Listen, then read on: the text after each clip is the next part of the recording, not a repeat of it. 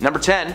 The Maui Fund scandal. Now, who would have guessed that the woman famous for handing out cars on her talk show is being cancelled by the entire world? Why? Well, Oprah made a career-ending mistake when herself and Dwayne Johnson broke the one rule of being a billionaire. Don't ask poor people for their money. Last week, Oprah and The Rock announced that they would be starting a relief fund for the victims of the Maui wildfires. The People's Fund of Maui was given a solid $10 million to get off of the ground. $10 million donated by Oprah and Dwayne combined. So why is it just Oprah that's getting so much hate online? Well, it's because she has a net worth of roughly $2.8 billion.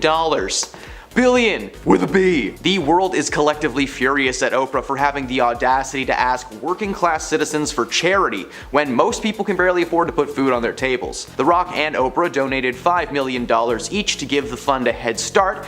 Well, guess what? $5 million to Oprah Winfrey is like $500 to us. Like, it's still a lot, but it's chump change to her. Oprah addressed all the hate online, telling the Daily Mail that she was disappointed in the reactions from the world rather than focusing on the good things and the people of Maui. The world was mad that she asked them to give her a nickel. Well, Oprah has yet to confirm if she'll be donating any more to the fund, but so far it's not looking like she will. Number 9. Her controversial beliefs. Oprah has had plenty of controversial people on her show, from so-called medical experts to psychologists to celebrities. Whatever is good for TV, it's good for Oprah. One particular incident that caused a ton of backlash for Oprah was when she did an interview with Suzanne Summers. She was brought onto the show to share her beauty secrets on how she was able to look so young. According to Summer, this treatment that she does on a regular basis will help. Suzanne claims that she rubs estrogen cream into her skin on one arm and smears progesterone in her other arm. Progesterone is just a fancy way of saying steroids. She also claimed that she took 60 supplements and vitamins a day, 40 in the morning and 20 before bed. What really stirred the pot was this woman claiming to be a health expert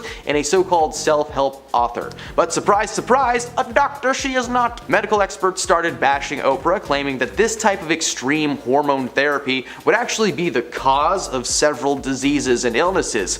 You know, like cancer. Despite Suzanne's claim that her specially made, non-FDA approved bioidenticals are natural and safe, they're actually just synthetic conventional hormones that you can buy from a pharmacy. Oprah did everything in her power to sell this idea to her audience, believing 100% that these methods were useful, and even claimed that she used the methods herself to make herself feel incredible. So this lady would rather risk her audience getting cancer than just telling them the truth. Solid. Number 8. The free cars. Who could forget Oprah's famous words? You get a car, you get a car, everyone gets a car! The moment was historical on her series and was parodied time and time again, and it still does to this day. However, what many people don't know is that it was not as simple as, here are the keys, have fun. When someone gives out anything on television, there is always a catch. For Oprah's audience, the catch was that if they wanted to drive away in their brand new car, they would have to pay $7,000 in taxes first.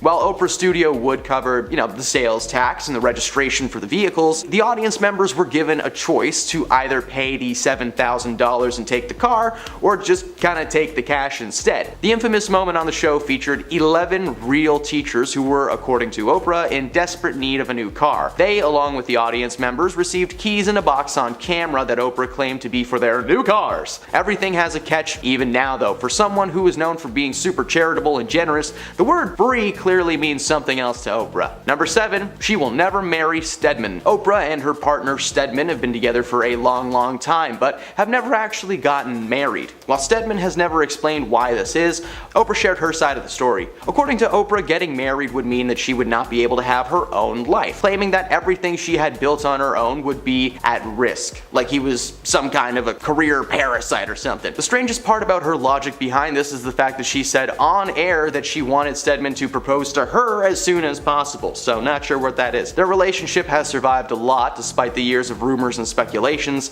However, a source close to Oprah said that in her 4 years working with the show, she could tell that there was absolutely nothing there with Stedman. Oprah just wanted to portray herself as a woman who loves her man, when in reality Stedman probably has a house separate from Oprah's, but it's like 1/5 the size. Number 6. The NDAs. Confidentiality agreements are not uncommon in the world of Hollywood. Marvel will literally have someone take you out if even a single line leaks to the public. In Kitty Kelly's tell-all book about Oprah, the author mentions the confidentiality agreements that co-workers and guest stars were always made to sign. This included everyone from Tom Cruise to the person who made Tom Cruise's muffin. Over 500 staff members were forced to sign the document. One former employee, Elizabeth Cody, tried to write a book about her time working for Oprah, but she was apparently stopped by the courts, still being tied to the agreement that she had signed. The NDAs were not meant to be a way to keep just show secrets safe, but any and all of Oprah's secrets as well. According to Elizabeth, the document was signed by almost everyone in Oprah's life. She may have this brand of sweetness and kindness, but apparently that's not how she actually is. Elizabeth felt that she was in Oprah's pocket after she signed the paperwork. In 2010, a lawsuit was even filed against Oprah and her company because Unicus Performance Training claimed that they were fired for violating the terms of this agreement, specifically involving advertising with her name, or the website of the show. That makes no sense. Number 5. Diva. On air, Oprah is portrayed as a wholesome, sweet lady, but according to her stepmother, there is an unknown side to this woman, hidden from fans for years. According to Barbara, Oprah is one of the most controlling people that you will ever meet in your life. She claims that Oprah would not allow them to stay at her house when herself and her husband would try to visit, forcing them to stay in hotels with money out of their own pockets. Barbara also said that Oprah was quick to anger when it came to her staff, with several people being fired left and right over the years for the littlest things. But that's not all. Despite being a billionaire, Barbara allows her to stay at her house when she visits, something that Oprah apparently hates. The first time she actually stayed at her stepmother's place, Oprah allegedly complained that her bed sheets were not 1,000 threads and that her bath towels were not big enough. Okay, that one I can forgive. Ever use a giant towel? I'm never going back. This woman has billions of dollars to do literally anything she wants, and apparently what she wants is to make her family feel like a burden. Number 4. The vegan cleanse. Now when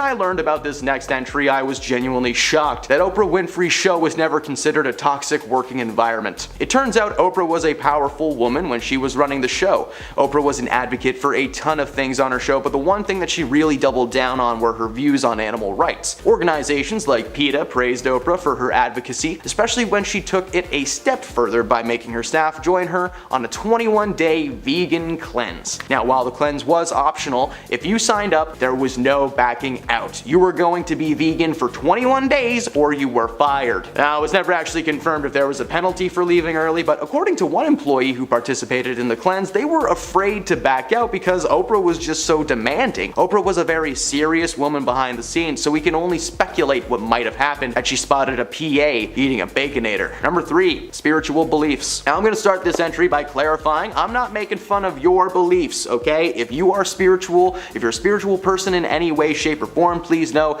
this entry is about Oprah and Oprah alone, okay? In an interview with Harper Bazaar, Oprah mentioned her daily morning routine that starts at 8:30 in the morning with various spiritual exercises. After reading Gathered Truth, she opens up an app called Bowl of Sake that delivers teachings of the Sufi, followed by some light meditation. The controversy here comes from Oprah inviting several self-fulfillment gurus onto her show and just gushing about one specific one named Guru Gary Sukhav's preachings. Now, Oprah herself has claimed to have secret spiritual knowledge about tapping into personal courage and giving general spiritual advice, but she stopped diving too deep into spirituality after this backlash from her fans and readers of her magazine. They just didn't like that about Oprah. Number 2. Wild Child. Several books have been published about Oprah over the years, some from her and some not. In her own book that she wrote, she revealed that growing up she was far from an easy kid to handle. When she was young, she was sent to live with her father Vernon after Oprah was caught stealing from her mother's purse. Despite being an on-screen persona known for charity and kindness,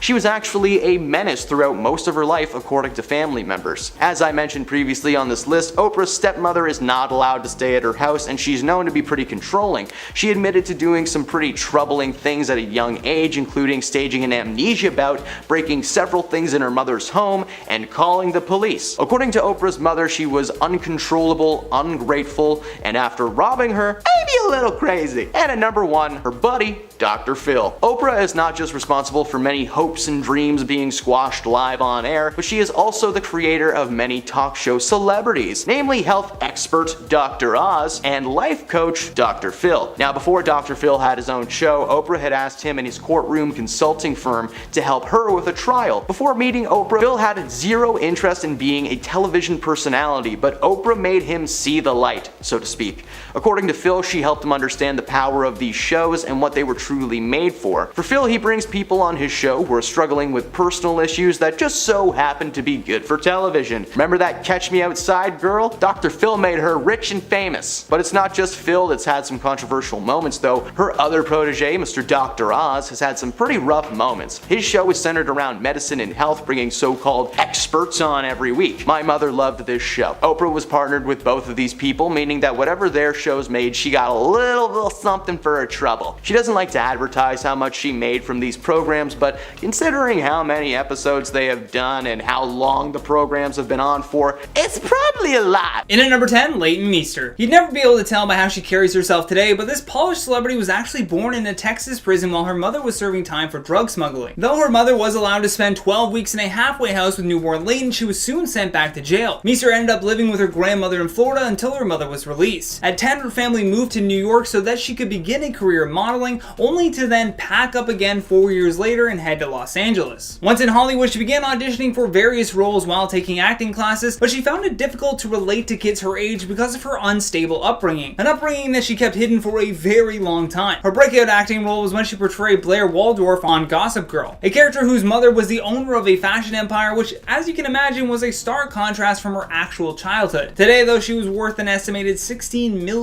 In at number 9, Selena Gomez. In typical rumor mill fashion, when singer Selena Gomez decided to cancel part of her world tour in 2013, the gossip magazines did all kinds of speculating as to why. They said she was battling a drug and alcohol addiction and listed a plethora of other unconfirmed conspiracies. The real reason that these types of stories kind of bubble up is because of how secretive celebrities are. Although, can we blame them? I'm sure there are some parts of their life that they just want to keep quiet. And it turns out Gomez had been hiding a secret from the world, but it had nothing to do with indulging in addictions. Later on, Selena revealed to Billboard that she had to undergo chemotherapy to treat lupus, a chronic autoimmune disease. She mainly wanted to wait for the right time to talk about it, and when she did, she didn't want to be loud about the whole thing. Selena just wanted to wait so that she could properly use her platform to help spread awareness. In at number 8, Prince. Prince has always been a wild and eccentric character. I mean, in 1993, he literally changed his name to a symbol. If that's not the definition of an enigma, I don't know what is. Although this brilliant musician was hiding a big secret from the world. For his entire life, Prince had been coping with epilepsy, which is a serious medical condition. Although in 2009, he revealed this secret during an interview with PBS. In the interview, Prince told host Tavis Smiley, "I'd never spoken about this before, but I was born epileptic. I used to have seizures when I was young. My mother and father didn't know what to do or how to handle it, but they did the best they could with what little they had." Although Prince said that after a while he was able to keep his condition largely under control. He also noted though that this control over his epilepsy came by way of an angel that spoke to him. In at number 7, Katie Holmes. Just 5 days before Tom Cruise celebrated his 50th birthday, his wife of 5 years, Katie Holmes, filed for divorce in New York. The world was completely shocked by this secret being unearthed. The couple had been spotted together on the set of Oblivion in Iceland just days before, and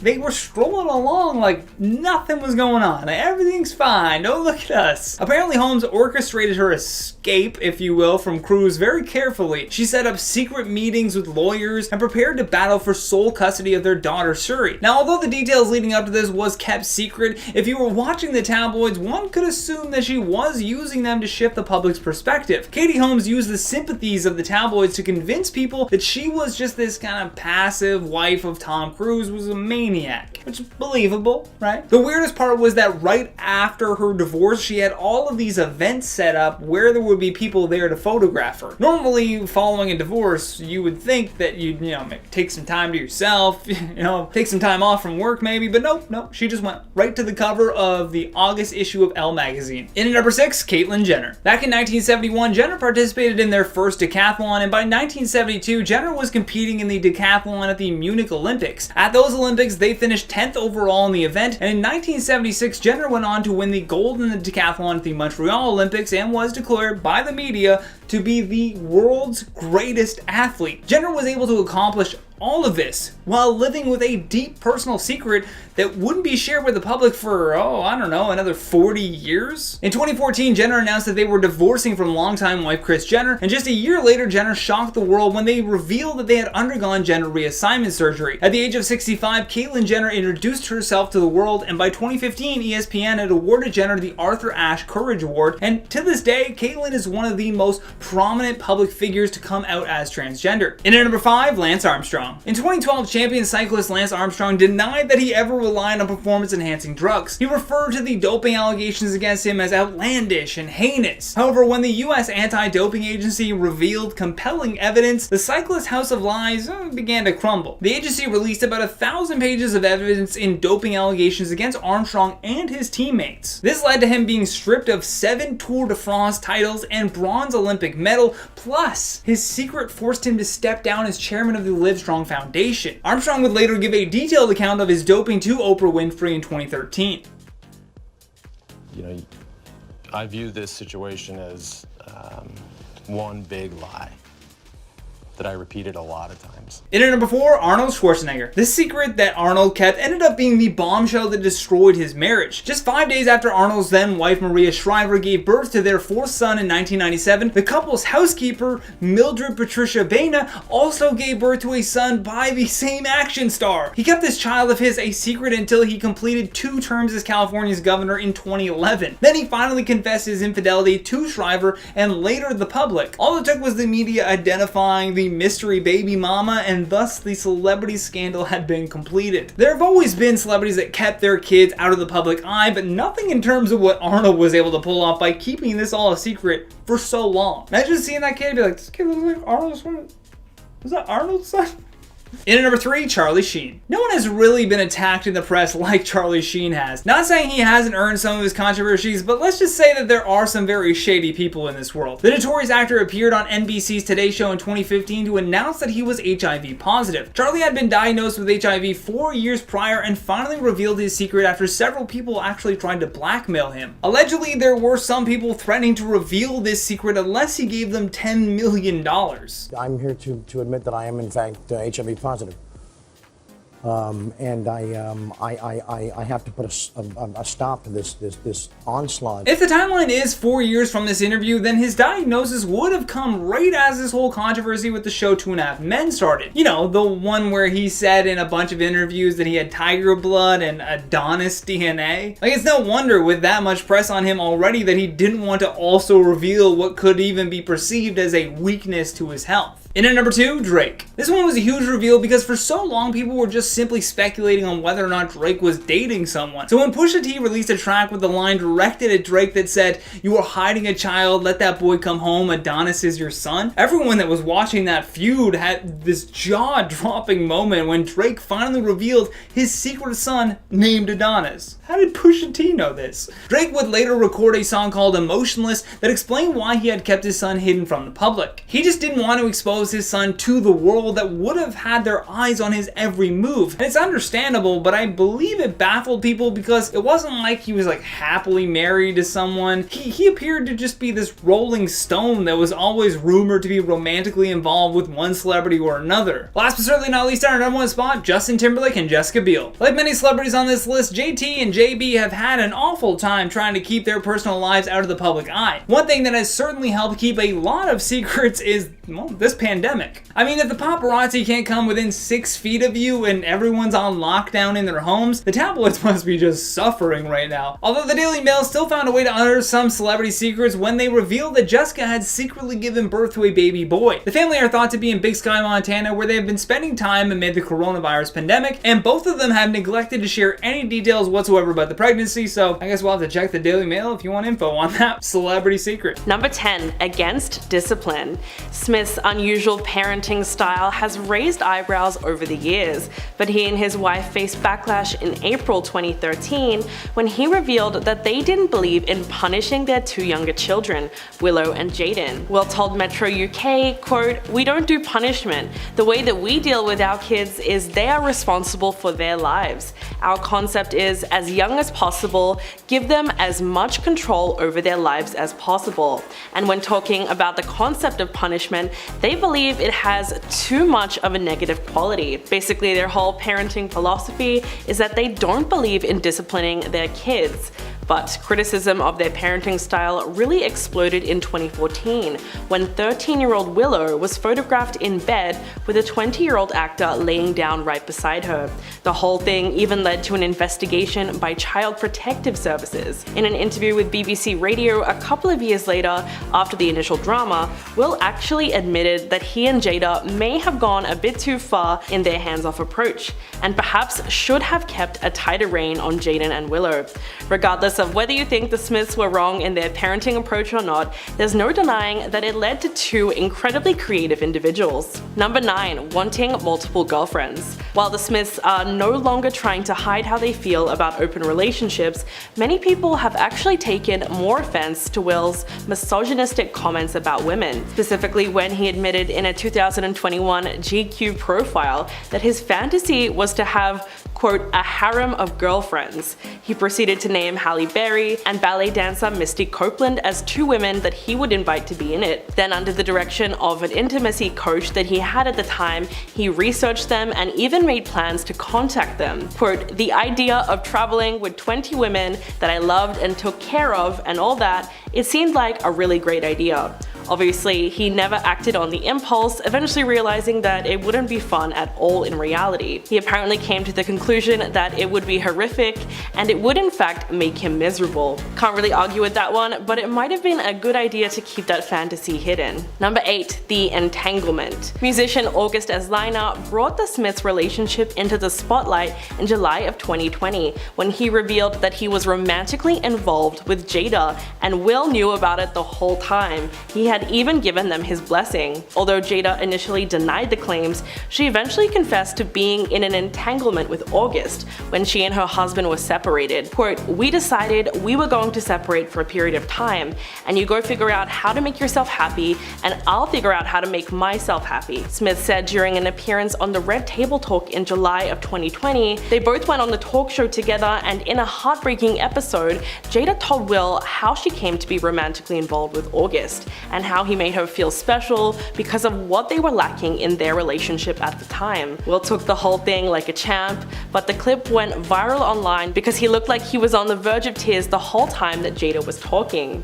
Looking back on that moment now, it almost hurts to watch. Number 7. Strange beliefs. Jaden and Willow Smith have long been open about their bizarre opinions, but all of their insane comments have mostly been swept under the rug over the years. The siblings have also come out and labeled themselves as indigo children, who are believed to possess special, unusual, and supernatural traits that was popularized in the 70s. One of the most unforgettable interviews was done by T Magazine in 2014, who felt that their sibling dynamic would make them just the right people to talk about all those classic teenage topics such as quantum physics, prana energy, and the lucid, often elusive nature of temporal interpretation. Jaden said, quote, here's the deal, school is not authentic because it ends.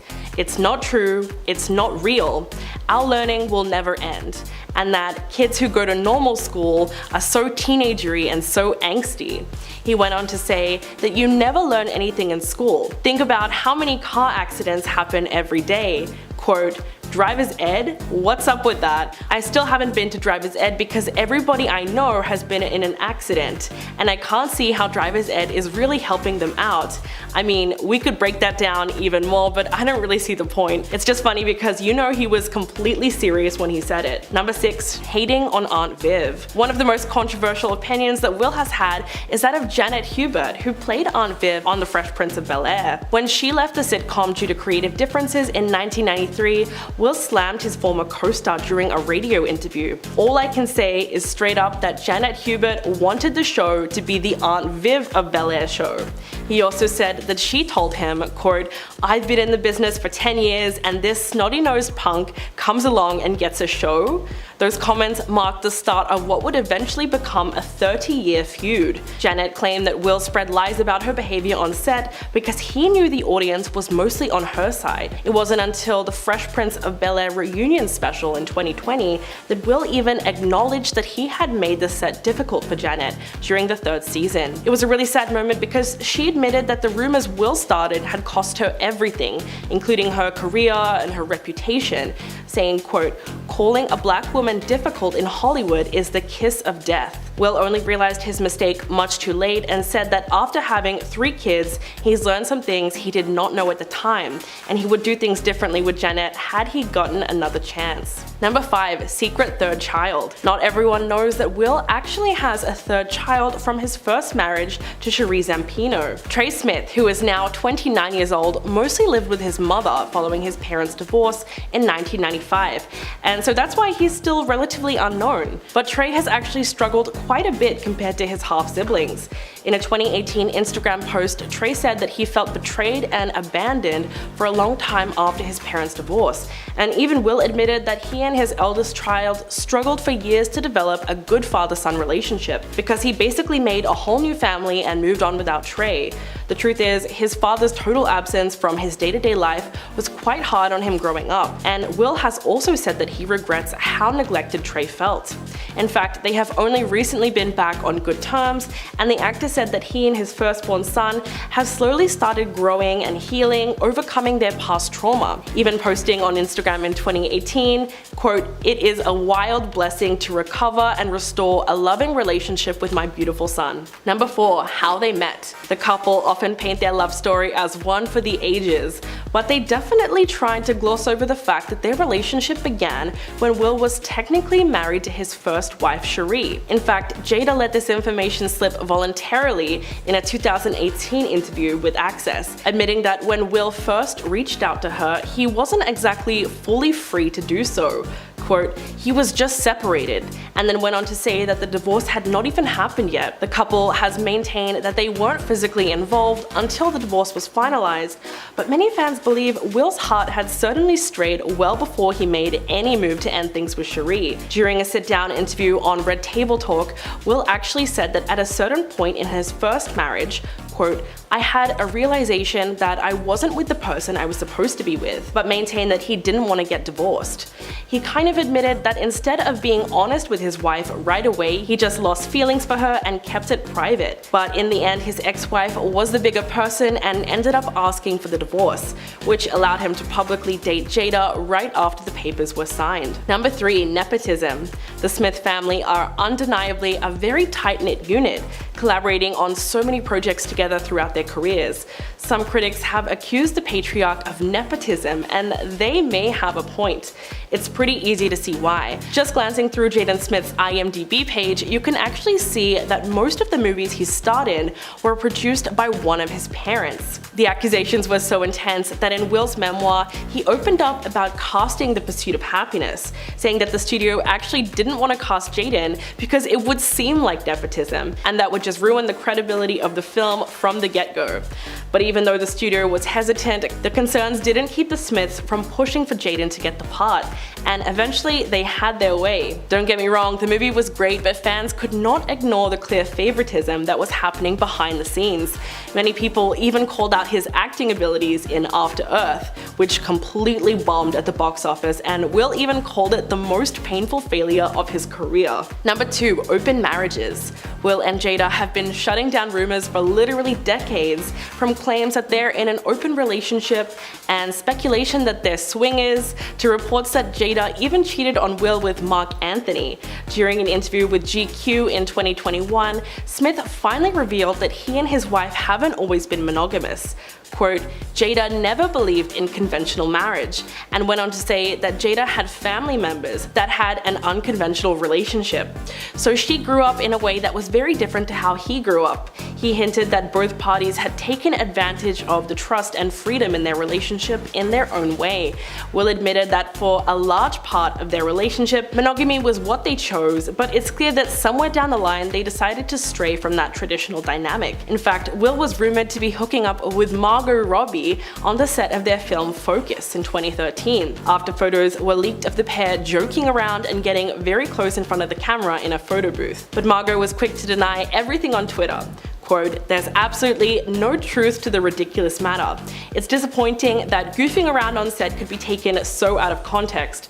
Well, people really do jump to conclusions. And coming in at number 1, ties to Scientology. While the couple have never confirmed their religious affiliation, the Smith family has long been rumored to be members of the controversial Church of Scientology. Smith told Men's Vogue in May 2011, quote, "I've studied Buddhism and Hinduism and I've studied Scientology with Tom Cruise, and nobody's saying anything different." His comments obviously earned a great deal of backlash, especially when he claimed 98% of the principles are identical to the principles in the Bible. But then in October 2018, he declared that his family have never been Scientologists. To confuse matters even more, many of the Smiths' movies reportedly contain Scientology references and themes. In 2013, Vulture even called his sci-fi flick, After Earth, that he did with Jaden a love letter to Scientology. Not to mention the fact that in 2007, Will and Jada donated over $122,000 to the church. The truth is, we may never know whether the family are members of the religious movement or not, but the fact that the famous family hasn't condemned Scientology is already a major problem for some fans, especially as more and more disturbing allegations are continuing to come out about the church in recent years. Number 10. He feels no pain. Leonardo DiCaprio is an incredible actor and has been known to keep his cool on set even when things go horribly wrong. In the film Django Unchained by pediatric enthusiast Quentin Tarantino, DiCaprio played a plantation owner named Calvin Candy. In one particular scene, Leo is so deep in character that he slams his hand down hard on a dining table in anger. Moments later, his hand is gushing blood as he had just come down right on top of a wine glass that was not supposed to break. Despite his hand being sliced open though, he not only stayed in character, but it was reported that he barely seemed to be in any pain during the ordeal. He just got stitches and he kept filming. As someone who's almost lost their finger before, your hand being ripped open does not feel good at all. It's extremely painful. The only logical explanation to this is Leo has used his millions to get some kind of a nerve blocker, allowing him to no longer feel pain. This would explain his ability to stay calm and in character in even the toughest of situations. It's either that or I'm just a wuss and don't handle pain well, I don't know, tomato potato. Number 9. He's poisoning the ozone layer. Leonardo DiCaprio has been open about his views on climate change for a long time, even taking time during his Oscar and Golden Globe speeches to drop some climate change knowledge on Hollywood and the world. It turns out that he may not understand the logistics of how jet fuel works. You see, Leo is a frequent flyer when he's traveling, but he's usually in his own private jet. Despite being a climate change activist, he flies across the planet in what looks like an expensive plane with a hefty fuel tank. On top of that, Leo drives a normal car and his massive house is powered on the same electricity as the rest of us. If he was really trying to save the planet, he'd make more radical changes. He's rich. Why hasn't he installed solar panels on his roof and gone off the grid? Well, because secretly he doesn't care. He's happy to drive and fly when he pleases. Come on, Leo, just aim a tank of fossil fuels at the sky and let her loose. Might as well. Number 8. He paid the Academy for his Oscar. In 2016, Leonardo DiCaprio finally won an Oscar for Best Actor in a leading role for his performance in the film The Revenant. He played a character named Hugh Glass, a frontierman on a fur trading expedition in the 1820s who fights for survival after being mauled by a bear and left for dead by his own hunting team. His performance was pretty good, but honestly there wasn't a ton of dialogue from DiCaprio, as he spends most of the movie alone in the woods. He grunts and screams in pain a lot though, and apparently that was good enough for Best Actor. When you compare Leo's performance to that of his fellow nominees from that year though, there's a very clear difference in quality. The other contenders that year were Eddie Redmayne in The Danish Girl, Matt Damon in The Martian, Bryan Cranston for Trumbo, and Michael Fassbender for Steve Jobs. These performances were arguably 10 times more compelling than Leo's, especially when you consider his past. Leo has been nominated for an Oscar 7 times throughout his career, with his first one coming in 1994 for his role alongside Johnny Depp in What's Eating Gilbert Grape. If you've never seen that movie, watch it and you'll realize that he got snubbed. He was nominated for his performance in Wolf of Wall Street, The Aviator, Blood Diamonds, and Once Upon a Time in Hollywood. Any of those should have guaranteed him the win, but he lost time and time again. In 2016, it felt like the Academy was either forced or paid to give him the award, because not only was his reaction minimal following his name being announced, but he had a whole climate change speech like ready to go. I don't know, it's a little sus, just a little. Number 9, his preference in age. It's no secret that Leo's dating life has been filled with mainly younger women. In 2022, someone took the time to deep dive into Leo's past and created a literal chart of former lovers, as well as their ages compared to his own. According to the chart, between the ages of 24 and 44, Leo has been in 8 serious relationships, and all 8 women were significantly younger than him when they met. At 24, he met Giselle Bundchen, who was 6 years younger than him. His next girlfriend, Bar Rafley, named after the place her parents met, was 20 when she started dating Leo, who was 30. Between all 8 women, the oldest ones made it to 25 before Leo called it quits. Now there is no way that this is a coincidence. 3 women were dumped after they turned 25. It's like Leo had some kind of a sick need for the person he's with to be generations behind him. He's never come right out and talked about his preferences, but like, why would he? How would that conversation even go? Yeah, I keep a minimum of 20 years younger than me and the number grows by 1 every year. Yeah. Gross. Number 6, his mental health. Leo is one of those people who classifies themselves as a method actor. For instance, in a famous scene in Wolf of Wall Street, Leo's character took too many happy pills and has to drag himself across the floor in a haze of substance and spit.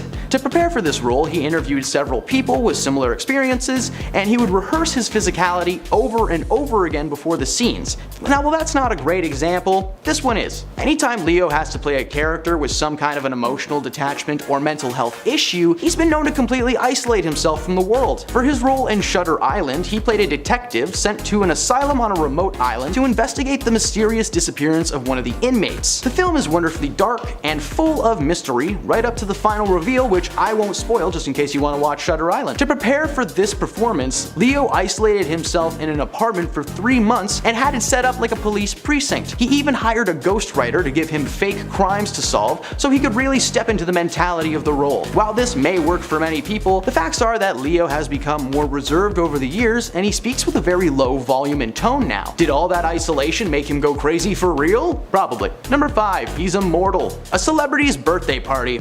It's some of Hollywood's most exclusive events. You really gotta know someone to get invited to celebrate their birth. At Leo DiCaprio's 48th birthday, a number of A-list celebrities were in attendance. LeBron James was there, Rami Malek, Scott Eastwood, Mario Lopez, people who seemingly have nothing to do with Leo. Except one thing. You see, there's a dark corner of the internet that's dedicated to the idea that Hollywood elites are actually in a cult and make sacrifices to keep themselves rich and young. Leo is definitely on the list of possible members, not only due to his activity in the climate change community, literally trying to alter the air, but his never-aging face. Many older actors in Hollywood have young faces. Just look at Paul Rudd. Paul Rudd hasn't aged since 1991, which must have been when he was inducted as the leader. There is some evidence supporting this theory. Leo only dates younger people, and famously, younger people are popular for sacrifices in film. His so-called friends are all frozen in time, and let's face it, some of these people sold something to someone to magically gain their fame. Yeah, I'm looking at you, Casey Affleck. Number 4, bad friends. The Leonardo DiCaprio Foundation auctioned off dates with 2 of Hollywood's biggest predators at their annual fundraising auction in 2015. YouTube won't allow us to say these people's names anymore or show their faces because that's just how terrible these people were. So to help put a face to the situation, they were 2 of the men that were brought down by the Me Too movement. They were like the first ones, and one was a producer for Quentin Tarantino, the other one was the lead of House of Cards. So for the purposes of this list, we will refer to them as Jabba the Hutt and Spaceman. Should be pretty easy to differentiate the 2. The foundation auctioned off a chance to spend a year working and enjoying private time with Jabba and Spaceman. In hindsight, this is one of the weirdest things a person could bid on. It doesn't matter who the people are, you're basically just paying to have famous friends for a year. Leo brought these men back for this event several times. Now, while it was before the allegations of their misdeeds were confirmed to the public, Leo was very close to these men for a long time. He worked with Jabba on several big budget projects, and he's been close with Spaceman and his family since his early 20s. Gee, I wonder why Spaceman wanted him around. With these being some of the people he's associated with, we can only imagine the other people that he might keep secret in his life. He's a man of wealth, influence, and power. The idea that his friend list and the Me Too list are one and the same, it's definitely in the realm of possibility. Number 3, he inspired Home Alone. Leonardo was born on November 11th in 1974 in Los Angeles. He was an only child growing up, and his parents, Irma Lynn and George DiCaprio, have been pretty vocal about his rowdy behavior growing up. From a young age, it was obvious that he was going to do something creative. They recall him constantly running around the house, impersonating people, and doing little sketches for them from time to time. One thing they pointed out though was that Leo had a tendency to pull stunts on his parents with elaborate traps and contraptions. His antics were first mentioned in the early 90s while doing an interview with his parents. Coincidentally, a little holiday movie called Home Alone was made not long after that. It's a film starring a kid using elaborate traps, contraptions, and voices to take out the bad guys trying to invade his house. And to trick a pizza guy for some reason, I don't know, that scene always seemed cruel to me. Is this a coincidence? I don't think so. It wouldn't come as any kind of a surprise that some Hollywood hotshot heard this story and molded it into the classic flick that we know now. His parents called them antics. But if Leo did anything even close to Kevin McAllister in that movie, he has definitely ended some lives. Number 2, Don's Plum. No, this entry is not about a man named Don and his obsession with plums. That's going to be another list. Today we're talking about Leonardo's greatest regret. In 2001, he released a movie titled Don's Plum, starring himself, Tobey Maguire, and several more of his younger male friends. The film has been banned from ever being shown in theaters in the US and Canada. Why? Well, this was basically Misogyny the movie. The plot centered around the crew meeting up once a week to discuss their recent romantic escapades and overall life experience. Oh, they also bring a new girl every week and just treat them like absolute garbage. This film is filled with terrible dialogue, graphic depictions of violence against women, with Leo's character even going so far as to threaten a woman with a glass bottle. That particular scene is very intense, but what's more intense is that the dialogue in the scene was improvised by DiCaprio on set, meaning that behind his calm, quiet demeanor, there may be a truly horrifying man. No normal person would have said the things that he said in that moment, so seriously, check him out. And number 1, he's immature. In 2013, Leonardo DiCaprio played a character named Jay Gatsby in the movie adaptation of F. Scott Fitzgerald's 1925 novel, The Great Gatsby. The plot centers around the titular character who has been throwing extravagantly lavish parties at his home without anybody knowing who he actually is. People just show up to the party and never wonder where or who their host is. It would appear that this role was meant for Leo, as he's been known to throw a mega bash or two in his time. The problem though is DiCaprio's real-life persona is much more immature than his on-screen counterpart. According to past partygoers, Leo has been known to go hard. While he's never taken any illicit substances, he really likes that no-no juice mixed with a little bit of OJ. His behavior has been erratic, and he's apparently very easily excitable. This is unfortunate to hear, as Leo is normally very well-spoken, and with being an active member in the climate change community, you'd think he'd have like the mentality of a 70-year-old Harvard grad. But instead, he's apparently more of a Kyle, mentally speaking. If you know, you know. Number 10, she knew already. While all of the controversy surrounding Russell has come to light this year, it seems that Katy Perry may have known exactly who Russell was very early on in their relationship. An interview with Vogue magazine from 2013 has been making rounds online. During the interview, Katy reflects on her brief marriage to Russell, claiming that she felt responsible for the dissolution of their union until she found out the real truth. When they first met, Russell wanted to find an equal, but once he got that equal, he could no longer handle the equalness. She went on to say that he became very controlling as time went on, and while at first she felt responsible for the split, she discovered the truth eventually. The truth was something that she, quote, can't necessarily disclose because she keeps it locked in a safe for a rainy day. It sounds like Katy not only knew of the misconduct back in 2013, but she actively kept that information to herself. Had she just come forward, this entire situation could have been addressed a long time ago, but the victims were only willing to share their experiences after being hounded by reporters. Whether she planned on revealing the information at a later date or not, she denied the people that Russell hurt a chance to speak up as soon as possible. Number 9, tried to have a baby. Katy admitted that while she was married to Russell Brand, that the topic of starting a family was a regular conversation. For Katy, it was pretty simple. She did not want to start a family with someone who she was pretty confident would use that family as an excuse to control her, but Russell is,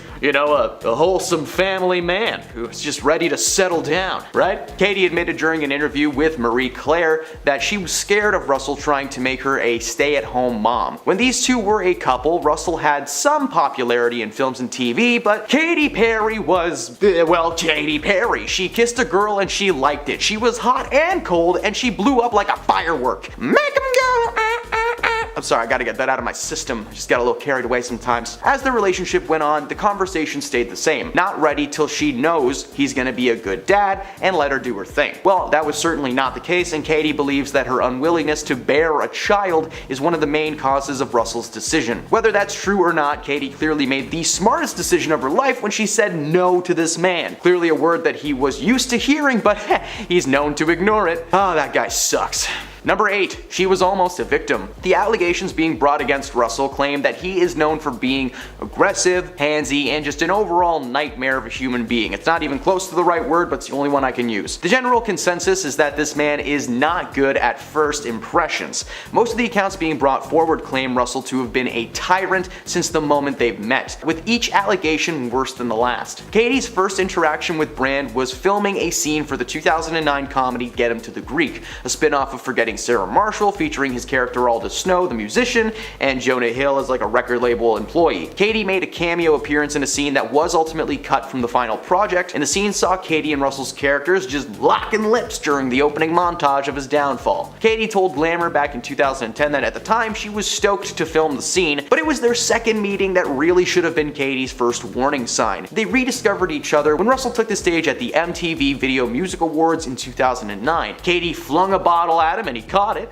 but after the show, he was furious. When Katy Perry approached him, he claimed that she was fiery and that she caught his attention. Katie went on to describe the interaction and what Russell attempted to do that very same night. Katie admitted that Russell attempted to force himself on her, but she was successfully able to steer clear of him. Russell was furious, but he listened to what she said and he apparently walked away. 4 months later, they were engaged. Katie may not have understood what was happening at the time, but considering the horror stories coming out about Russell, she may have saved herself from becoming just another one of his victims. Number 7. The text. Breaking up with someone over text is a stupid thing to do. That is one thing that many of us learn as we grow up. Face-to-face needs to happen when it's something serious like a breakup or personal issues. While most people learn that by the time they're in their, mid-20s, Russell is in his 40s and still doesn't seem to get the memo. Katie released a documentary concert called Katy Perry, Part of Me, containing a clip that really should have stalled Russell's career the moment that it came to air, but oh well. The clip shows Katie lying down in a makeup chair sobbing, being told that she can either call it quits or continue the show. She had just received a text from Russell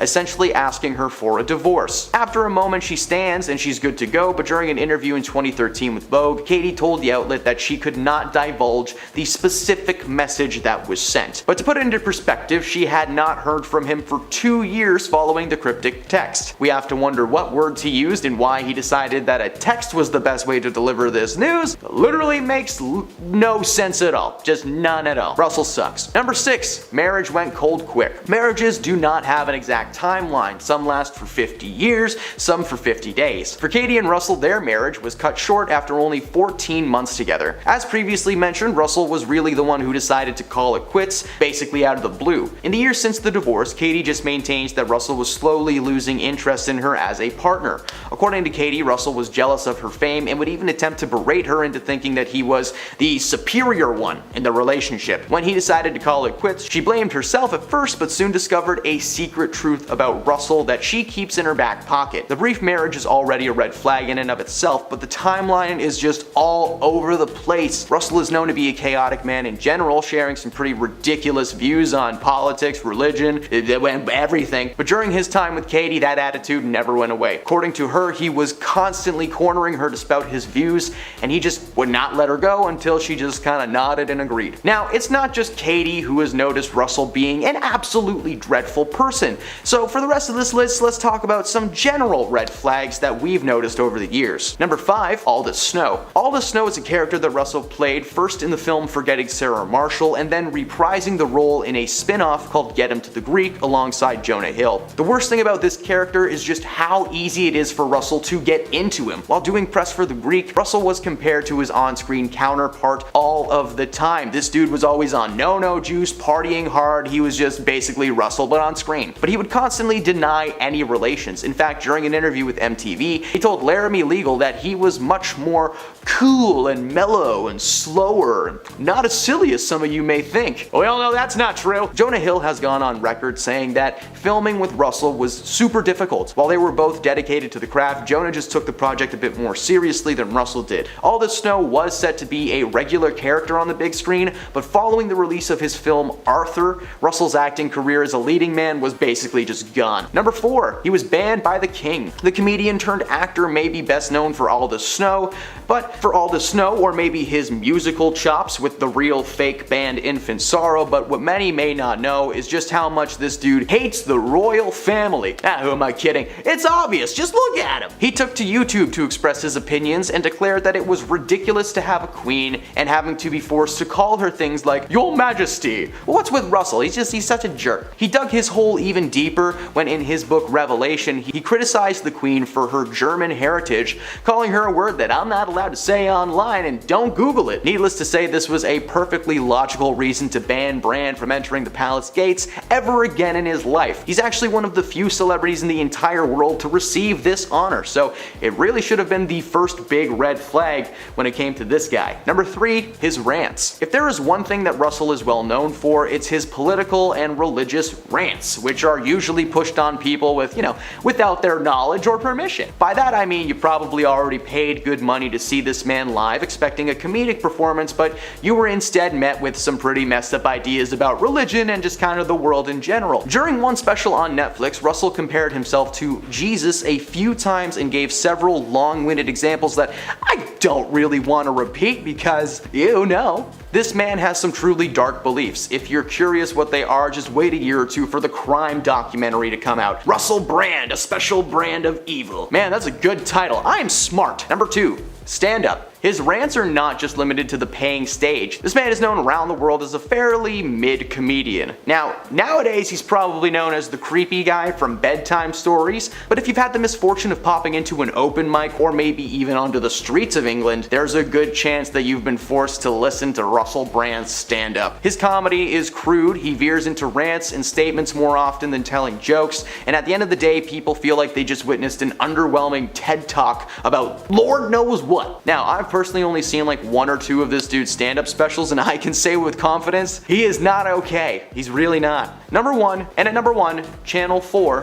BBC. BBC Channel 4 News has been a staple in the world of British television for years, and by staple, I mean it's responsible for some of the worst celebrity interviews you've ever watched, but we've talked about that in a different list. Channel 4 is on this list because they have all of the secrets just wrapped up into a little bow. Not only did the outlet literally help launch this dude's career, but they have recently been at the forefront of the media storm thanks to a little documentary centered around Russell that clearly outs him as a vile and disgusting man. He has treated so many people so terribly over the years, with justice finally being served and the proof clearly being in the pudding. At number 10, we have Jia Kim and Sang-Hun Lee. The two starred alongside each other in the new spin-off series XO Kitty. Spoiler alert if you haven't watched it yet, they both played the semi-potential love interests of the main character Kitty, and their performances and respective characters were well received by viewers. It became quite the story when they revealed that they are actually siblings in real life. In a podcast, Jia shared how she first received notice to audition for the show, which she then shared forward to her younger brother Sang-Hun. She was already in the running to play Yuri, while Sang-Hun forgot about it altogether and only had 3 days left until the audition's deadline. Luckily for him, his sister pestered him to get it done, and the rest is history. Jia Kim was actually a given stage name that she picked, and she was auditioning from LA while her brother still lived in Korea. The odds of them both being cast was slim to none, but they made it happen. At number 9, we have Nick Jonas and Priyanka Chopra. The couple surprised us all when they welcomed their first baby into the world last year. This came as a shock because these news came out of nowhere. In 2021, during the Jonas Brothers family roast, Priyanka joked about how they were expecting, but little did viewers know she was actually telling the truth. The birth came via surrogate, which is how they were able to conceal any and all pregnancy news so easily from the world. They welcomed a little girl named Malti Marie and couldn't be happier to their new addition. On a joint statement shared on both stars' social social media accounts. It read, "We are overjoyed to confirm that we have welcomed a baby via surrogate. We respectfully ask for your privacy during this special time as we focus on our family. Thank you very much." They received tons of praises and congratulations from fans and other celebrity friends of theirs. Baby Malti had a bit of a rough start upon her first few hours as a newborn, as she had to remain in the ICU or intensive care unit for 100 days. Fortunately, that is all she needed, as she was then taken home and has been growing healthy ever since. Priyanka would often post pictures of their daughter but made sure to cover her face entirely. That was until January this year, when she made her first public appearance at the Hollywood Walk of Fame ceremony. Nick and his brothers Joe and Kevin were anointed their own plaques along the tourist-driven road. Next on the list, we have Elon Musk and Grimes. Okay, so we all know their first kid's name is X something, or apparently it's pronounced X-A12. The internet was up in flames when their poor kid was first announced. But did you know they had another kid? Because I didn't. Their second child, a daughter, was literally born a year later, but this made little to no noise. Maybe it's because her name is more normal compared to her older brother. Her name is Exadark Sidereal. I'm gonna be honest, that's kind of a fire name because it sounds like the name of a sci-fi character. But despite this very unique name, Grimes just refers to her as Y. Why? Well, if I told you that by simply asking that answers your question, would you believe me?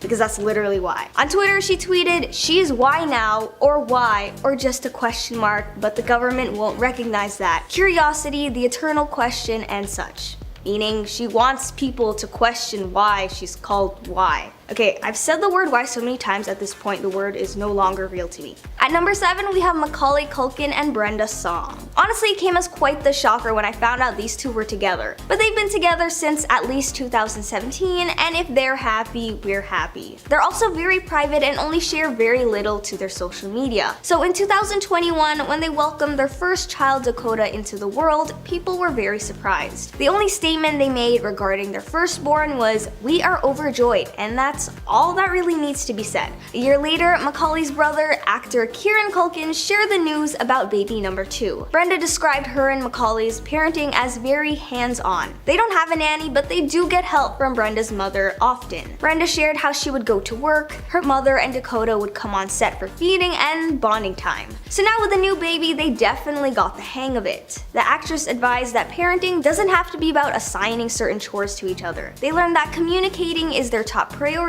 as that's the only way you can acknowledge and resolve problems. At number 6, we have Florence Pugh and Toby Sebastian. Did you know Florence had a sibling?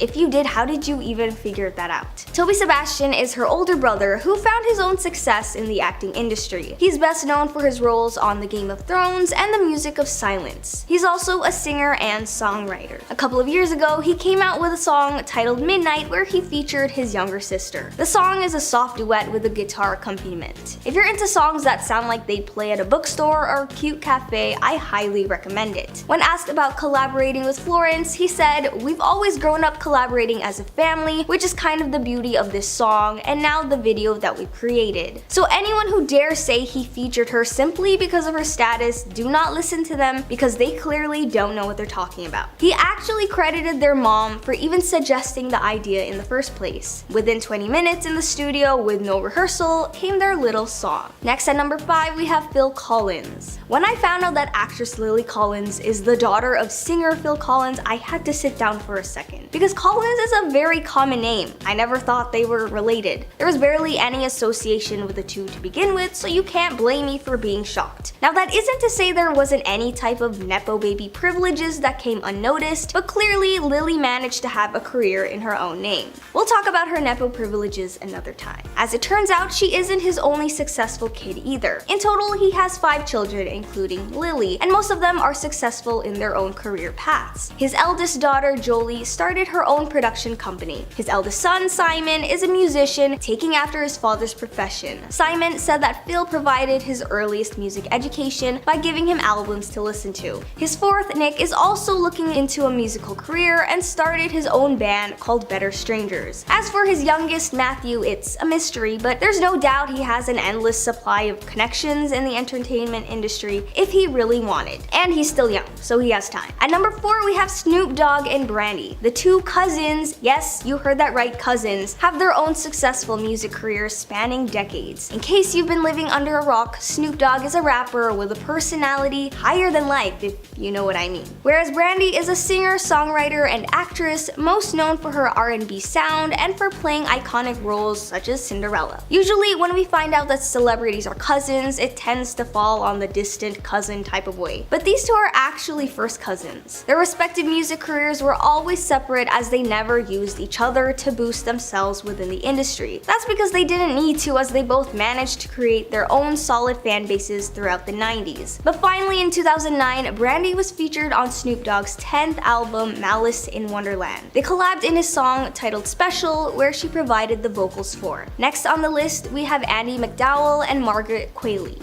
Some fans of the Netflix series Made didn't believe it when it was revealed that the mother-daughter duo on the show were mother and daughter in real life. Most of it came from their names, clearly, as Margaret's stage name doesn't take after her mother's. But nonetheless, they were praised for their believable chemistry on the show, which now makes sense. Andie reassured fans that while there's so much tensity on the show, their real-life relationship is very different. Unlike the animosity and toxic relationship between their characters, Andie and Margaret are actually really close. She also shared how they spend a lot of time together anyways, so being able to work around these new types of emotions with each other wasn't very hard. And before you scream nepotism on Margaret, you'd be right, but instead of booking the role via her mother, it was the other way around. Margaret had already secured the main role and suggested to the showrunners that her mother be cast alongside her. At number 2, we have Steven Spielberg and Jessica Capshaw. While they're not blood related, they definitely are a family. A Hollywood family at that, with Steven's more than obvious big name in the industry, and Jessica known as the infamous and beloved Dr. Arizona Robbins from Grey's Anatomy. And no, they're not married. Steven is her stepfather. Kate Capshaw, Jessica's mother, is his second and most recent wife, and they're still married to this day. They met in the early 90s on set of Indiana Jones and the Temple of Doom, which he directed because duh, and Kate starred in it. It was reported that despite having these big connections, because her stepfather is literally the biggest director of all time, she decided not to use them and paved her own way. She got her Bachelor of Arts degree for English Studies and then enrolled herself in a prestigious performing arts program in London. Now, whether Steven had some role in getting her into these schools is unclear, but seeing as many don't know they're associated together like that, I think not. And finally at number 1, we have Michael Cera. Last year it was revealed that he and his wife Nadine became new parents. Well, it was less revealed and more so exposed by Amy Schumer. It was an accident, but Michael confirmed it days after her interview was released. Michael was known for keeping his personal life private, as his wedding was low profile too. The only reason people realized the two were married was when they were spotted wearing similar wedding bands on their fingers. And even then the media came to a conclusion that they probably got married sometime in 2018. All we know about their kid is that he's a boy, and that's pretty much it. Michael did open up more about how being a father changed his life in more ways than one. He said it changed his perspective on life as he became a real family man. In an interview he said, "So when I was 20, I would have been way happier to go off to some weird city and live in a hotel for 3 months. And when you have kids, you want to be with your family and you miss them a lot." Number 10, Tom Hiddleston and Taylor Swift. If you've ever dated Taylor Swift, then there's a very good chance she's written a song about you. Swift has been basing her lyrical masterpieces around past relationships for a majority of her career. Splitting up with someone is never easy, but whenever this happens to Taylor, it gives her a chance to pump out another top charting track that is sure to keep us dancing the night away. This was unfortunate for Tom Hiddleston though, best known for his role as Loki in the Marvel Universe, briefly dating the singer in 2016, even briefly being dubbed Hiddle Swift by fans. That's so cute. The couple was together for a grand total of 3 months, but during that time were very public about their activities, almost trying to sell us on the idea that they were just so happy together. The timing of this was just a little too suspicious, as Hiddleston had just begun production on Thor Ragnarok, and Swift was working on her then unreleased album Reputation. The two seemed to be using the relationship's strong media attention to their advantage, with past album sales growing up to the point of Reputation's release for Swift, and buzz surrounding Ragnarok was in full swing till its premiere the following year, eventually becoming one of the highest grossing Marvel movies of all time. Yeah, Sus guys. Number 9. Jennifer Lopez and Drake. It all started back in 2013 when Jennifer Lopez made a jaw-dropping entrance at the Grammy Awards. She walked out in a stunning off-the-shoulder black gown dress and Drake's jaw dropped. The moment became a viral GIF, which certainly caught the attention of J-Lo, because over the next couple of years, Drake was spotted, popping up at a number of Lopez's All I Have concerts in Las Vegas, Nevada. In one instance, Drake posted a photo of himself holding J-Lo's diamond-encrusted hat while she slayed it on stage. Soon after, rumors began flying that the two had secretly been together for quite some time, with some photos suggesting that they were spending a lot of their quality time together. With no warning, Drake posted a photo of himself and Jen cozying up together, seemingly confirming the relationship. But many people were suspicious of the true nature of their relationship, including pop singer Rihanna, who unfollowed Lopez on social media following their announcement. The relationship eventually fizzled out at an unspecified amount of time later, and the two never spoke about it again. But these two getting together created such a buzz on social media that their followers grew by thousands, which was probably the real reason these two went public in the first place. Number 8. Kristen Stewart and Robert Pattinson. His skin was pale and his cold, and that's how Kristen seems to like him. The late 2000s were dominated by the Twilight series. Films centered around Bella, a new girl who just moved from sunny Arizona to rainy Washington State, and Edward, a handsome but mysterious teen who, spoiler alert, he's a freaking vampire. Stewart and Pattinson played the characters over the course of 5 films, and the chemistry was very apparent. So much so that they decided to move that chemistry off the screen. Over the course of the 5 films, the pair would get together and split over and over, claiming time and time again that they simply just needed a break from each other. Now, we didn't buy this for a second, as their reunions always seemed to take place on set, filming the next movie, or just coinciding with the time of the red carpet events. It was just very clear that it was a Hollywood PR person forcing these two to continue pursuing something that may have once existed, but had most certainly been drained of its blood. Number 7. Steve-O and Nicole Richie. Steve-O, the stuntman, is known for doing some wild things. He's been blown up, shot out of speeding shopping carts, and he's even kicked a shark one time because it was about to bite his foot off. But the wildest thing he's ever done of all? He settled down. In 2006, himself and reality TV star Nicole Richie had been spotted spending a lot of their free time together at restaurants and parties and concerts. At the time, Richie's show The Simple Life, which was a reality show starring herself and Paris Hilton, was in its last season, and Steve-O was riding the wave of success following the recent release of a sequel to a movie whose title could get us demonetized. So it makes sense that Nicole would plot a publicity stunt to draw attention to herself and to attempt to keep a hold of her show. This did not work, as the show remained cancelled, and the pair called it quits only a few months after they had gotten together. Steve-O has since moved on, as is now engaged to his girlfriend, Lux Wright. Yeah, dude! Number 6. Jennifer Aniston and Vince Vaughn. The Breakup is a 2005 romantic dramedy starring Aniston and Vaughn as a couple who are stuck living together following a nasty split that leaves them fighting for custody of their apartment. This sounds like a cute movie. You know what's even cuter?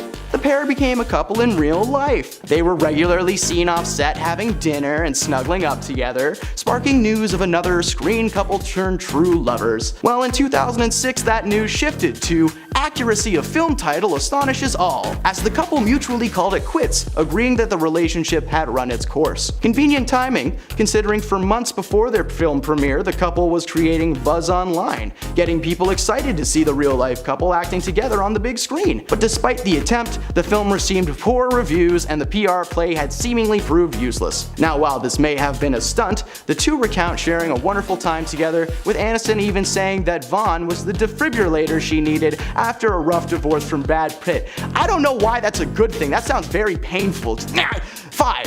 Theo James and Shailene Woodley. These are some names you may not be super familiar with unless you were a teen in the early 2010s. James and Woodley are the stars of the Divergent series, young adult films about a dystopian future where society is split into 5 factions, and one girl who does not fit into any one specific category. Woodley plays the leading lady, Tris Pryor, and Theo plays the leader of Dauntless, named 4, aka Tobias. In the books, Tobias and Tris meet under strange circumstances and spark an intense romantic fuse. They then spend the next 2 movies running together from the faction elites. Playing a couple on set though seemed to have given the pair a brilliant idea as they began appearing closer and cuddlier as time went on. Many times in interviews for the second Divergent movie, the pair can be seen making cute comments and subtly flirting with each other, but sadly their fake love was not meant to last, as with the franchise coming to an end in 2016, so did their PR stunt. The couple maintained that the relationship actually never took place, but judging by the on-screen chemistry,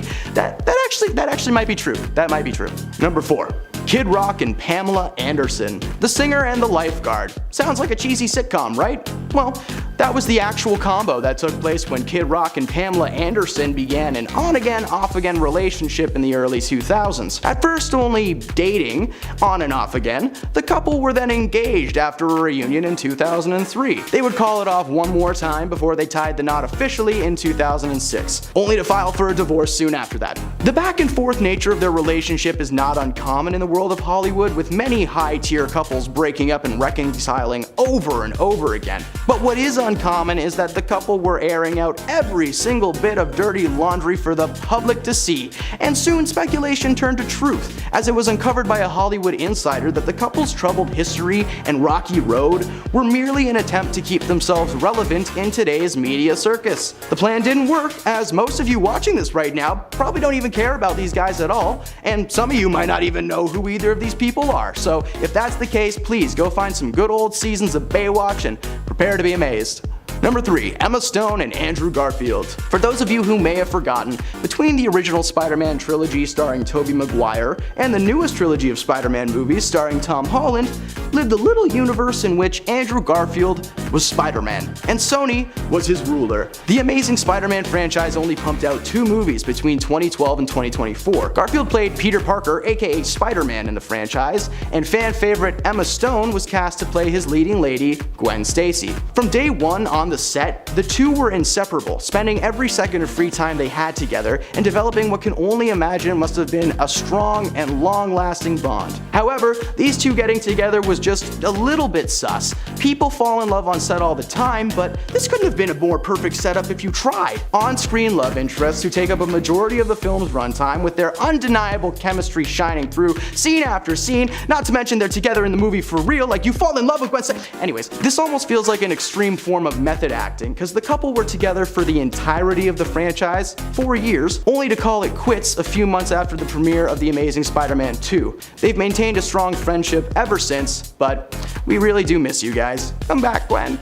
Number 2. Carmen Electra and Dennis Rodman. This PR stunt lasted for all of 2 weeks in 1998. Carmen, who was then popular for her skills as a singer as well as a gifted dancer, met the famous basketball player Dennis Rodman at a nightclub in Los Angeles. They exchanged numbers and Rodman bombarded Electra with phone calls after phone calls until she finally agreed to hang out. Classic move, Dennis, negging. They started seeing each other regularly, with Rodman once even clearing out the Chicago Bulls training center so that the two could have some fun together, uninterrupted, and anywhere their little hearts desired. They got married like most couples around the time did, in Las Vegas, baby!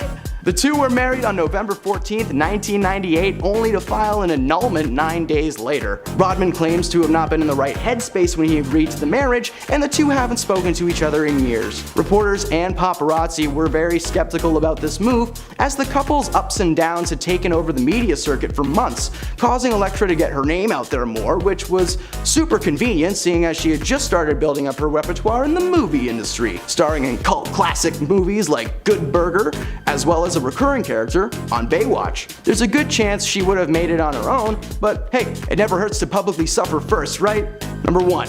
Kim Kardashian and Kris Humphries. Kris Humphries is a former basketball player, and Kim Kardashian is, well, Kim Kardashian. The reality star and basketball player began dating in 2010 after his New Jersey teammate Jordan Farmer introduced them in New York. Less than a year later, the couple were engaged and officially married at a beautiful summer wedding. Of course, all of this was front page on social media and news outlets, causing a massive buzz for both the couple and the reality show. But after just 72 days of marriage, Kardashian filed for a divorce, simply claiming they were not getting along at all. However, Kris has a different story. He simply wasn't following suit with the family's plans, claiming that Kim made him sign a prenuptial agreement before the wedding, granting her 100% of their earnings as a couple should they split. Kris filed his own annulment, claiming fraud and stating that the only reason she married him in the first place was for the TV ratings. And this was absolutely true, as proven with her immediate bounce back to Kanye West, as well as the couple's time on the show being some of the highest viewed episodes of season 6. While Kardashian knew the relationship wasn't going to work out, Kris didn't, and the entire thing was very real for him. So like, hey, Hollywood, chill out with the fake couples for a minute, you know? Number 10, innuendos. Disney is a brand that is aimed at wholesome family content able to be enjoyed by all. This means that sometimes they like to put some more adult jokes and references into their movies. Most are not obvious, but some definitely are. In Lion King, a certain 3-letter word is spelled out in the clouds, a word which means making love. However, the most disturbing hidden meanings seem to come from one specific series, Toy Story. Now, there are the obvious in-your-face references, like when Buzz's wings spring open in excitement when he sees Jessie the cowgirl opening the door for Andy's dog, and can you blame him? But then there's the toys Sid makes. If you don't remember Sid, you must be really good at suppressing traumatic memories, because my god was this guy scary. Not only was he just freaky, he did freaky things to his toys. He ripped their heads off and other pieces just to stitch them back together in a monstrous Frankenstein toy, one of which is simply just a pair of legs attached to a fishing rod. The toy is meant to be a play on the word for a woman of the night that starts with hook. Learned that today. Not to mention the massive amount of things that are poking out of underwear areas throughout movies like The Little Mermaid and Beauty and the Beast. Seriously, Disney, you can try to hide it all you want, but you are thirsty, bud. Number 9. Where's my mama? When it comes to Disney, the number of deceased or missing moms is insane. When you think about it, almost all of the iconic characters we know and love had no moms. Aladdin, Beauty and the Beast, Pocahontas, Cinderella, Bambi. Let's not forget how traumatic the first 2 minutes of Finding Nemo was. I never understood what happened to that mom as a kid. Spoiler alert, she's viciously eaten by a barracuda in front of her husband. Thanks, Disney! According to some inside sources close to the company's creator, Walt Disney, there was actually a reason for this. His own mother, Flora Disney, unexpectedly passed away after the animator bought her a house with his earnings from Snow White and the Seven Dwarfs. Unfortunately, the house had a faulty furnace that they attempted to repair, but it had apparently been unsuccessful. It ultimately leaked and asphyxiated her. Walt felt personally responsible for the tragedy since he bought that house, so it seems like this has had a lasting impact on him, as up until the early 2000s, there were basically no Disney moms. So many dark backstories for characters that have not been explored. Honestly, I think Disney should just make a movie set in the afterlife starring all of the deceased moms. Not even like trying to come back to life or anything, just like Nemo and Bambi's mom playing tennis or something. That would be cute. Number 8, The West Wing. Beauty and the Beast is one of the best Disney animated films ever created. It's beautiful, it's filled with catchy music, and all of the furniture is alive. First thing I need to point out here, if everything is alive and was once a person, does that mean that when they sit in chairs at the dining table that they're just like on someone? That was a person, and now your butt is rubbing against them. The darkest thing about this movie that they would prefer you to forget is of course the West Wing, where Belle is never allowed to venture. But eventually she does, and we see that the West Wing is filled with furniture and spider webs. Now, while at first this isn't anything special, it is an old castle after all. Once you realize that the furniture is not moving and is actually like disintegrating, the dark truth is revealed. The chairs and cabinets were once staff members of the castle. Perhaps some were a bit older than most when the curse originally took place, and this would mean that their final days were spent as an old table or a coffee cup. Seeing as they aren't bodies that you can bury, and you can't just leave them on the street for someone to take because that would be messed up, he just jammed the deceased staff members into a room and forgot about them. There are so many things in that room, I can only imagine what the West Wing must have looked like after the curse was lifted and people turned back into people. Oh, I can smell it. Ugh. Number 7, 1-800-ME. The Santa Claus is one of the most classic Christmas movies to ever be released by Disney Studios. However, the film did cause a little bit of an issue when it was first released. In the movie, a reference is included by Tim Allen in which he ad-libbed the number for a scene, and the number was 1-800-SLAP-MY-BEHIND. Okay, it actually wasn't that. I can't say the real number on here because you might call it, but just look it up. Because while this was a funny line at the time, it turns out that that was a real phone phone number that would connect you with a woman of the night, whose job was to verbally pleasure the caller for a small fee charged by the minute. Several youngsters reportedly dialed in and racked up massive phone charges for their parents, not knowing what they were actually doing. Man, I feel bad for the dads in that situation. Honey, I swear it was the kids, I don't even know this number. Thanks to the massive amounts of complaints, Disney had to adjust the dialogue in the DVD release to be 1-800-POUND instead, which, I don't know, that's somehow worse. Pound is a very aggressive word.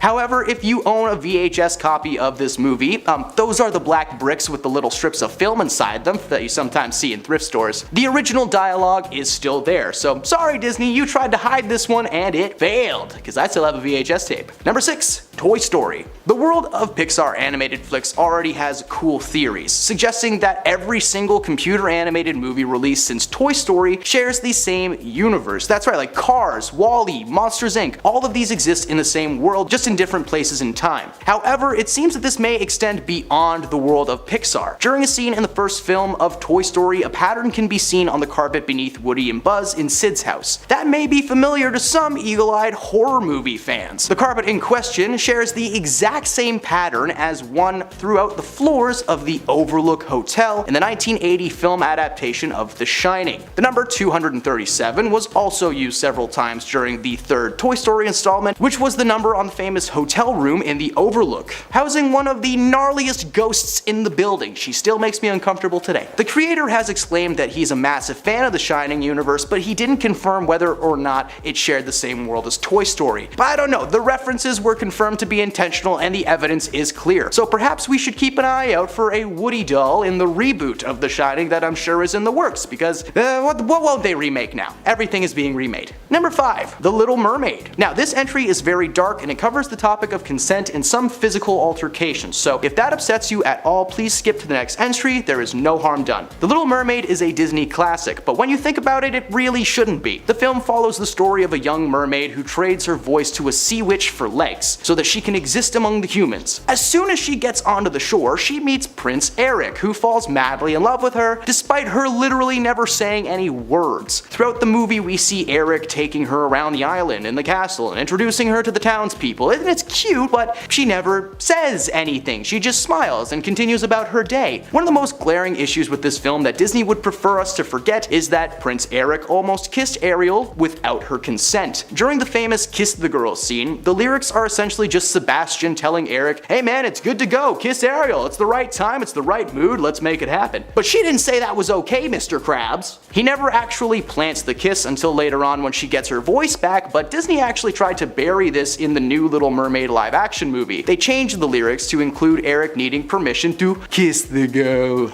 Try all you want, Disney, the live action movie is trash and we are all going back to the OG for comfort. Number 4. Anna and Elsa's brother. The movie Frozen introduced us to the iconic princess Elsa and her sister Anna. The first movie received massive success, but like many Disney projects, the first few minutes are just rough to watch. In the opening of the film, the king and queen set off on a boat across the ocean, where they disappear following a shipwreck. In the movie, we're led to believe that they pass away at sea, but it was revealed by the film's directors Chris Buck and Jennifer Lee that they actually did survive the wreck and in fact washed up on shore of an island. Unbeknownst to them, the queen was pregnant with a little baby boy who was born on the island and left to fend for itself after the parents are mauled by a leopard. That's right, the truth behind the shipwreck in Frozen is that the princesses had a brother who grew up with apes and eventually became Tarzan. This is a really neat connection and the fans are excited to discover, but it means that Disney tried to hide the true, even more tragic story of what actually happened to their parents. They didn't just sink and that was it. No, they had to go and live a small life on an island and raise a child before they left the world. Like, I know Disney can be dark, but that's just depressing. Number 3. The fate of villains. Disney villains have often found themselves in some pretty rough situations. Thankfully, at the end of the movie, most are either slain or they're locked away forever. But the early days of Disney included some dark fates. One of the most disturbing is that of the Lion King baddie Scar. While he definitely received his karma being eaten alive by a wild pack of hyena, it was revealed that the hyena must have been pretty careful because in the movie Hercules, Scar briefly appeared as a pelt that the titular Hercules was trying on. Okay, ew.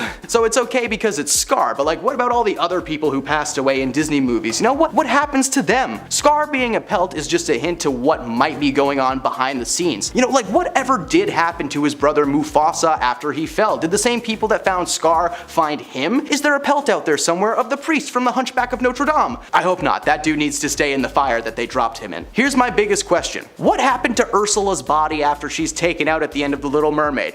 She's like 100 feet tall. Is there just a massive octopus carcass floating in the ocean now? They can try to hide it as much as they want, but if Scar can be a pelt, then the worst villain fates we can imagine, they're probably pretty accurate. Number 2, The Three Little Pigs. Three Little Pigs is probably one of the most universally known children's stories to ever exist. Three pigs hiding from the big bad wolf who tries to blow their house down. As with most animated Disney classics, The Three Little Pigs is based on a much darker story. The story actually follows three pigs avenging the slaying of their father, because if you look on the back of the wall as the pigs play piano, there is a framed photo of a sausage, and it just says father underneath. The reason is in the original story, their dad is graphically stolen and turned into sausage links. The three pigs snap and they are now highly defensive of themselves and their homes. So when a wolf comes around trying to get its next meal, the pigs took action. In the Disney film, the three little pigs beat the wolf and he runs away never to be seen again. It's a very wholesome ending. The original story ends with the wolf crawling through the brick chimney only to be trapped in a boiling pot in a fireplace, where he is cooked alive and eaten by the pigs. Yeah, can't put that in a kids movie. They did their best to hide the original tale behind a colorful and short little cartoon, but not only is there a sausage in a picture frame that says dad, but there's also a photo of their mom feeding 7 pigs. So like, what happened to the other 4? Huh? Can we get a prequel, please? Prequel movie? Three Little Pigs Origins. And at number 1, the blatant Unfortunately, a large number of Disney movies were released during a time in America where concepts like ethnic or racial sensitivity and political correctness, they just didn't exist. As a result, Disney has done their best to keep their past hidden, but it's just not good enough. In fact, one movie was so bad that it was banned upon release and Disney could not physically release it to the public. And talk about that more in a minute. For now, let's talk about the movies that make us say, that's not cool. Dumbo from 1941. The elephant encounters a group of crows who have been identified as racist caricatures of African Americans. While their actual role in the film is kind of positive, they're like the only ones that actually help Dumbo, the way they speak, act, move, everything is just so obviously a stereotype. Another example is a terrible portrayal of Native Americans in the original Peter Pan cartoon, where they're literally drawn with red skin and they sing what is probably one of the most racist songs ever put in a Disney movie. You know the one. But that's not even close to the worst. The worst was a movie called Song of the South, which you may have never heard of because Disney actually never released it. The movie relied heavily on racial stereotypes and caricatures that has pegged it as the most offensive film ever put on tape. They tried to fix this by changing details in live action remakes, even closing down a ride at their theme park because it has some pretty nasty history behind it. Despite them trying to make us forget about what happened, we will never forget that scene in Peter Pan. Seriously, who animated that?